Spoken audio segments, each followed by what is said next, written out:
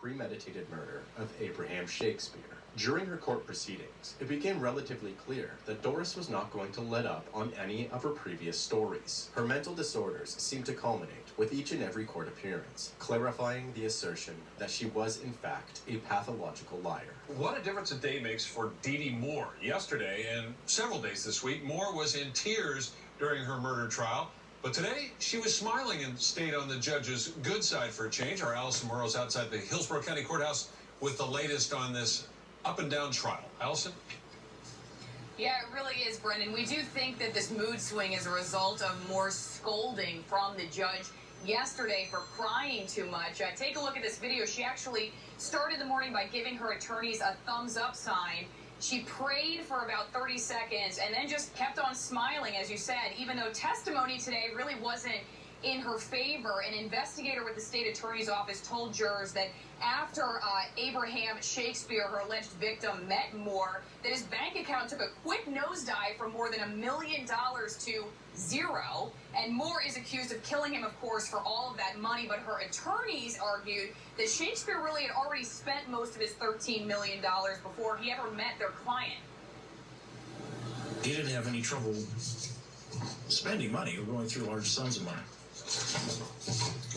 He spent a lot of money, yes. Now, whether he bought a car, property, all of this, loan money out. Now, we do have a crew inside the courthouse right now, and we know this is not over yet today. In fact, some of the most compelling material is happening right now. Jurors are watching video of detectives interrogating Moore, and they keep telling her that her story just doesn't add up, and basically accusing her of lying about murder. So we'll have all of that for you at 11 o'clock tonight. She's accused of killing a lottery winner after taking control of his wealth, and today Dee Dee Moore watched video of herself explaining exactly what happened to Abraham Shakespeare when he vanished in 2010.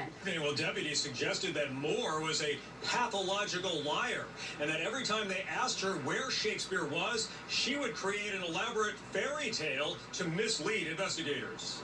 Dee Dee Moore was treated in the jail infirmary after she complained about pain from her leg restraints. I had an anaphylactic, sorry, my tongue. I had an anaphylactic shock. Once cleared by a doctor, the trial continued with video of hours of questioning by Polk County investigators. Moore gave a wide variety of excuses why Abraham Shakespeare disappeared. One detective told the jury Moore even made a pass at him after the interrogation. She actually came toward me and she said that I wasn't going to get angry, that I was going to have sex with her. She said she was very attracted to me and hoped once her name was clear that I would pursue a relationship with her. But in the end, this disastrous web of lies that sadly ended the life of Abraham Shakespeare also ended the freedom of the insect that spun it. And Doris Donegan Moore, a.k.a. Dee Dee Moore, was convicted for the murder of Abraham Shakespeare. And on December 10th, 2012, she was sentenced to life in prison without the possibility of parole. Cold, calculated, cruel, they all apply. Manipulative, probably the most manipulative person that this court has seen. Abraham Shakespeare was your prey and your victim. Money was the root of the evil that you brought to Abraham. And with that, he sentenced Moore to life in prison without parole. To this day, Dee Dee Moore still claims that she is completely innocent of the charges that she was convicted of.